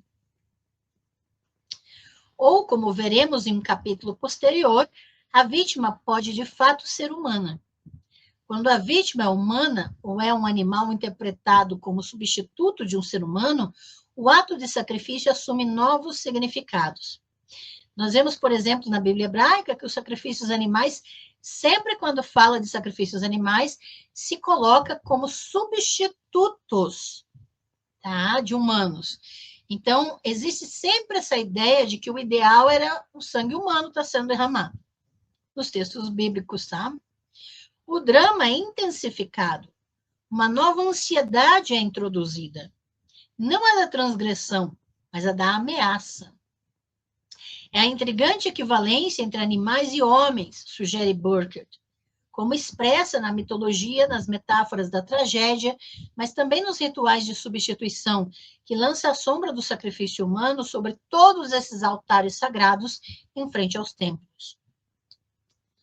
Se essa criatura pode ser morta, se essa criatura é de alguma forma um substituto para uma vítima humana, então o espectador deve se perguntar: por que não eu? Heródoto capta essa ansiedade em sua história de Heráclides no Egito. O herói grego chega para uma grande comemoração. Ele é coroado e conduzido numa procissão até o altar, onde subitamente percebe que não é o herói da festa, mas a vítima designada para o sacrifício. Felizmente, por ser um herói, ele é capaz de massacrar toda a assembleia e escapar ileso, claro. Né? Uma mitologia de herói ali. No ritual de sacrifício, o espectador é convidado a se identificar não apenas com o sacrificador que empunha a faca, mas com a criatura indefesa que está prestes a ser servida aos deuses. Assim, o ritual tem uma lição terrível a ensinar, que, do ponto de vista de uma divindade carnívora, os seres humanos também são carne. E esse é o assunto para os próximos capítulos, sacrifícios humanos. E eu estou projetando aqui para vocês as principais referências bibliográficas utilizadas para a escrita desse capítulo, que vai nos já ajudar a pensar. E eu quero desafiar vocês e a mim mesma para a gente refletir sobre o que a gente viu aqui hoje.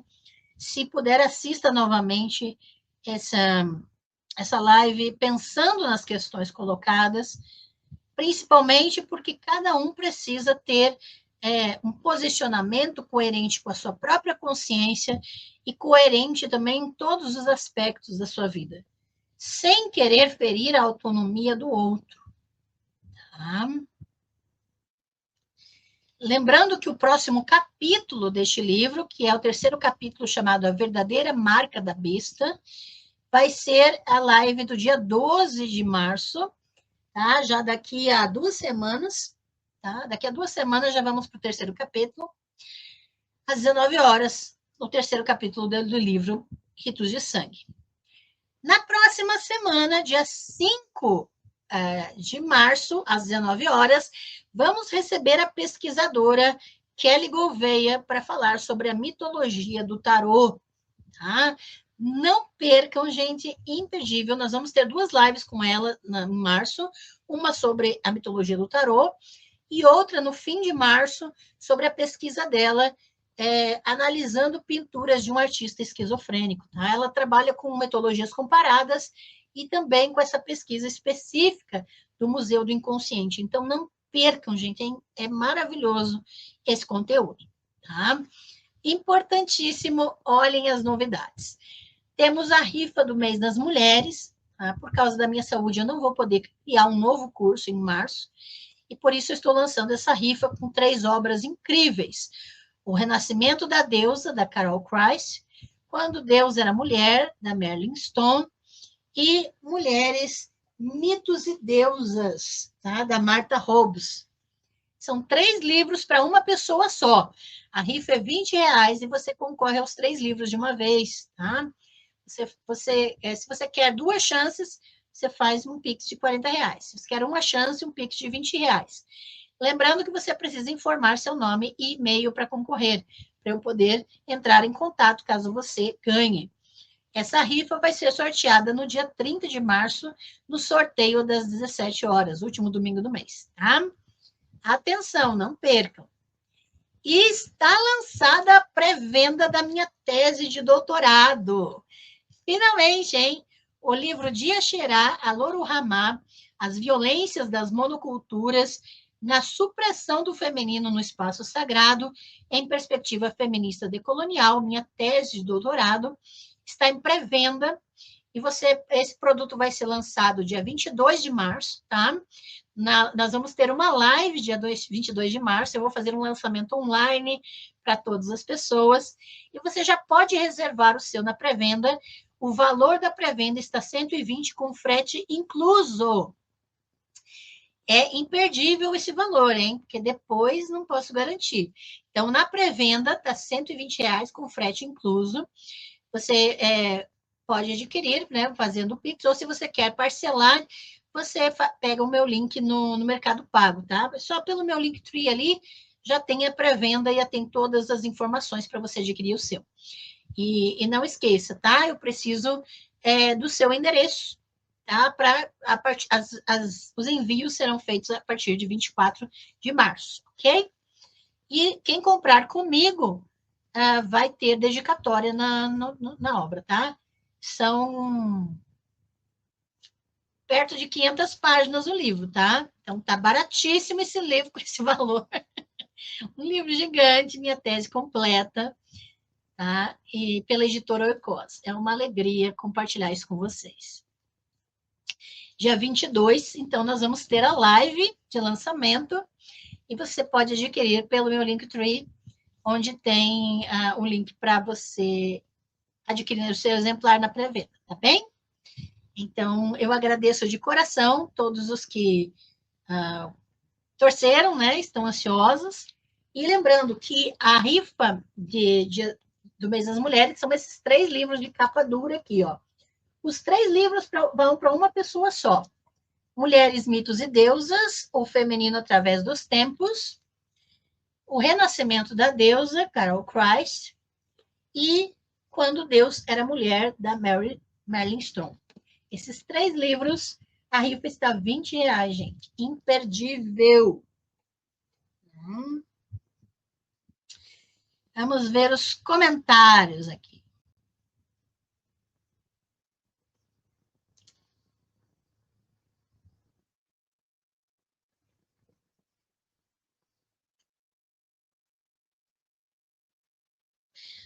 Bom, Bruno, você colocou, por que eles não viam as coisas de Javé, que Javé fazia no Antigo Testamento como ruim? Sei que cada cultura vê o mal e o bem de forma diferente. Bom, você perguntou e você mesmo respondeu, Bruno. Tá? Bem e mal são culturalmente construídos. Tá?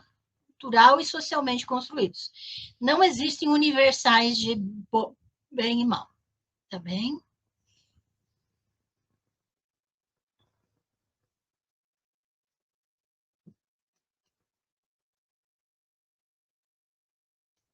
Anticlímax. O Brasil vende algumas toneladas de carne halal. O muçulmano é contratado para matar os frangos em direção à Meca com uma faca curva e num único golpe, sem sofrimento. Tem toda uma ritualística também, ele tem algumas coisas que têm que ser ditas durante o abate, né? Isso é normal.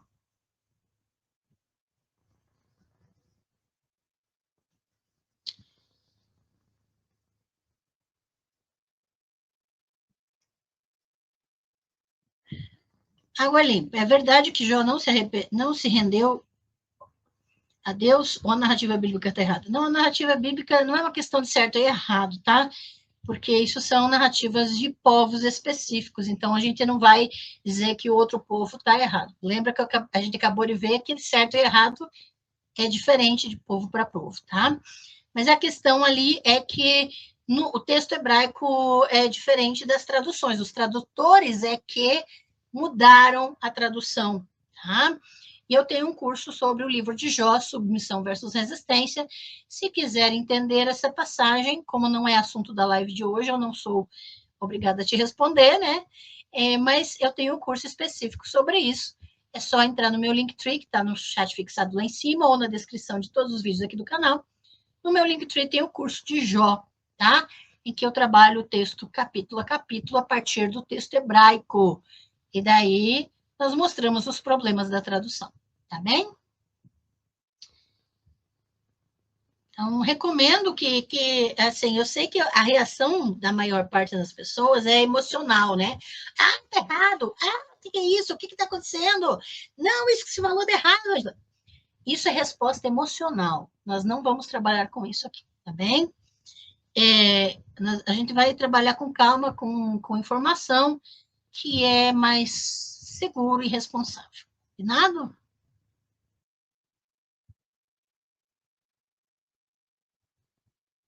Deixa eu ver. Raquel, saudações terráqueas maravilhosas. Gorete, sou de religião de matriz africana e também estudiosa do assunto. Na grande maioria dos povos originários africanos em todo o continente são animistas, há rituais de permissão, consagração. O animismo é uma cosmovisão, né? No curso de fenomenologia da religião eu trabalho exatamente isso, que animismo não é uma religião, é uma cosmovisão, é uma forma de interpretar a realidade, né? De que tudo tem ânima, né? E exatamente, os rituais são importantíssimos e tem ritual de permissão, consagração. As coisas. É importante que as pessoas tenham essa noção, né, Gorete, de que dentro dos ritos não é simplesmente enfiar uma faca. O que é simplesmente enfiar numa faca é exatamente para os frigoríficos, né? É exatamente para as pessoas comerem. Os ritos têm toda uma questão ética por trás, né? Que é importante a gente ter consciência.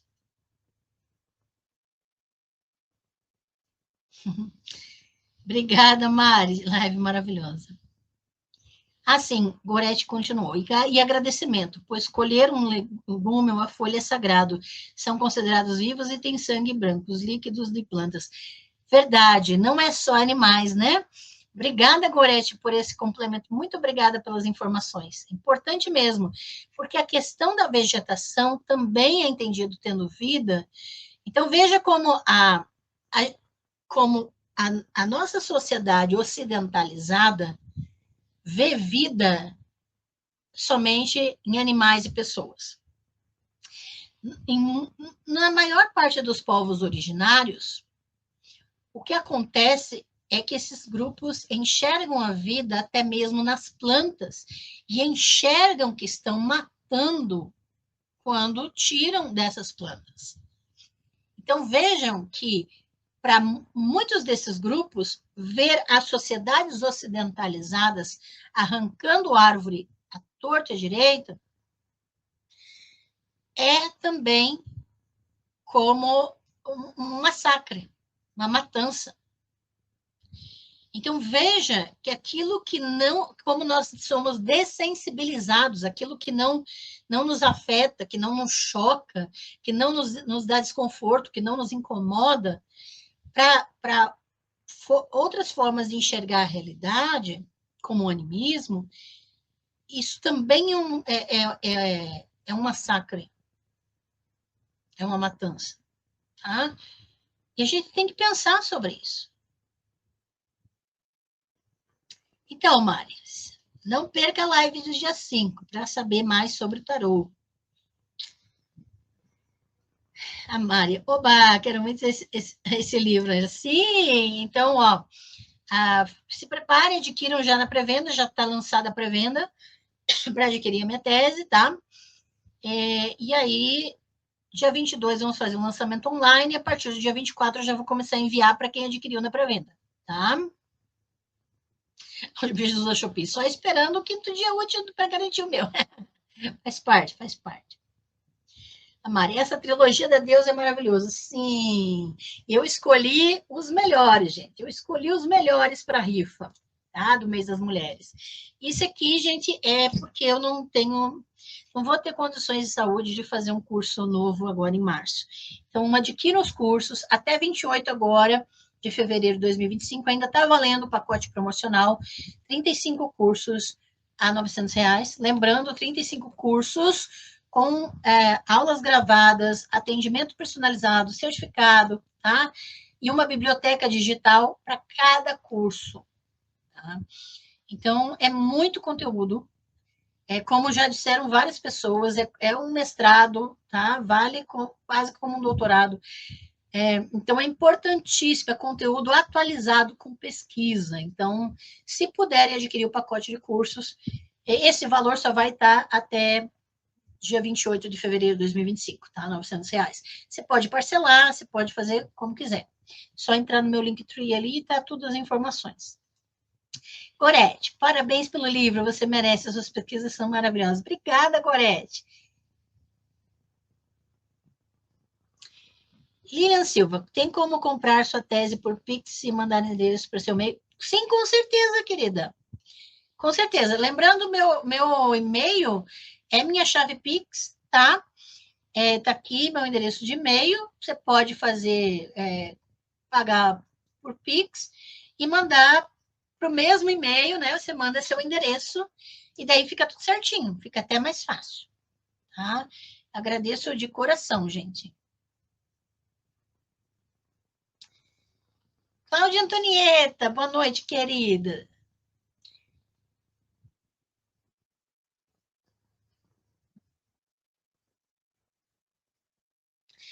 Isso aí é antigo, Mário. Isso aí é pesquisa científica já. Faz muito tempo que a gente sabe que a planta respira. Isso aí. Tá. Raquel, dia 5 agora de março, vamos receber Kelly Gouveia falando sobre a mitologia do tarô. Não esqueça. E, ó, Raquel, olha a rifa aqui dos 3 livros das deusas, hein? Não perca, R$ 20. Uma pessoa vai levar os 3 livros, hein? Não perca. Só entrar ali no meu Linktree já tem todas as informações. Gorete Xavier, nossas mães, árvores e pais, pedras, os minerais. Beijo no coração de todos. Gorete, maravilhosa. Manda e-mail para mim, Gorete, falando sobre a sua pesquisa para a gente marcar uma live. Ó, a Cláudia Antonieta, dia 5 eu já reservarei o meu exemplar autografado pela doutora Angela Natel. Obrigada, Cláudia. Bruno, plantas são tão vivas quanto nós, com certeza. E a gente agora tem um desafio de pensar a respeito dessas coisas. Cada um precisa pensar sobre si mesmo. Onde está a vida? O que essas culturas valorizam quando sacrificam? Porque se eles entendem que existe vida nesses elementos e estão dispostos a sacrificar essa vida, é porque eles entendem que tem algo maior para receber esses sacrifícios, algo maior que tem maior valor para esses povos. Então, o que a gente está aprendendo aqui não é dizer quem está certo e quem está errado. A gente precisa estudar esses rituais, entender como eles funcionam, perceber as diferentes expressões em diferentes culturas e valores diversos também. E a gente não está aqui para julgar essas culturas. A gente está aqui para refletir sobre isso e perceber, e é o que a Bárbara Eu estou traduzindo para vocês exatamente para isso.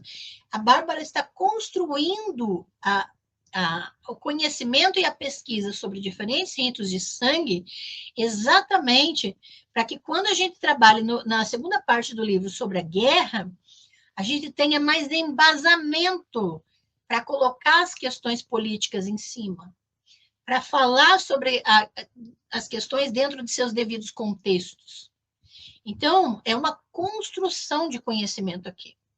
Essa live, ela não é isolada, ela é na playlist Ritos de Sangue, tá? É desse livro que eu estou traduzindo e que vai ter todos os capítulos traduzidos aqui para vocês, e que é importante a gente começar a trabalhar esses valores. E por isso que comentários de moralizantes, de você está certo, você está errado, tem que fazer isso, tem que fazer aquilo, ou querendo debater, querendo discutir, pesquisa não se faz assim. Então, a gente vai trabalhar com pesquisadores. Combinado? Olá, Jesus da Shopee. Gente, quem for de Curitiba, dia 15 já tem compromisso. Sim, obrigada, gente. Quem está em Curitiba, dia 15 de março, eu vou estar na loja Avalon Cristais, com uma exposição de réplicas de achados arqueológicos, e vamos fazer uma roda de conversa sobre a supressão do feminino no sagrado na história, tá? Então, não percam, gente, por mês das mulheres, dia 15 de março, Avalon Cristais, na rua Francisco Derosso, é só colocar na internet que vocês acham rapidinho, ou lá no meu Instagram, eu sigo Avalon Cristais, está o endereço certinho. 15 de março, das 2 às 5, vai ter a exposição, e das 3 às 4 eu vou fazer a roda de conversa, tá? Vai ter brindes, vai ter muita coisa gostosa lá. Não percam, gente, vai ter as réplicas de achados arqueológicos das deusas, é claro, né? Obrigada, Jesus da Shopee. Vou esperar agora de seu e-mail, tá, querida? Tiago, juntarei dinheiro, nem que seja para comprar depois. É isso mesmo. E, ó, é importante que eu vou ter exemplares comigo, né? Claro que vai ter a venda no site da editora depois, mas eu vou ter exemplares por um tempo aqui, e é importante, né, que vocês tenham esse material. Eu tenho certeza que vocês vão amar, tá? Porque é uma pesquisa. O doutorado durou 4 anos, mas a pesquisa que eu fiz para resultar nessa tese foram 10 anos de pesquisa, tá? E eu agradeço demais cada um que adquirir esse material. Raquel, vou comprar a rifa, dessa vez vai. Os exaltados serão humilhados. Não, pera. Adorei. Gente, vocês são maravilhosos. Nos vemos, então, dia 5 às 19 horas, com Kelly Gouveia falando sobre a mitologia do tarô. E a partir de março, gente, muita coisa vai melhorar aqui, tá? Agradeço de coração, carinho e a presença. E se quiserem apoiar, a minha chave Pix é meu endereço de e-mail, que vocês podem ajudar com R$1, com quantos quiserem, tá? Lembrando que nossos convidados são sempre patrocinados e remunerados, né? Kelly Gouveia, quem vier aqui vai receber, porque o Espaço das Deusas, que é a comunidade de membros, tudo que entra volta para o canal, tá bem? Meu e-mail está aqui na tela, e vocês podem contribuir quanto quiserem, tá? Qualquer realzinho ajuda. Muito obrigado pelo carinho, pelas felicitações e presentes de aniversário que vocês me mandaram, e aproveitem tudo que está à disposição de vocês. Beijo, pessoal! Até semana que vem, hein? Se preparem, março promete.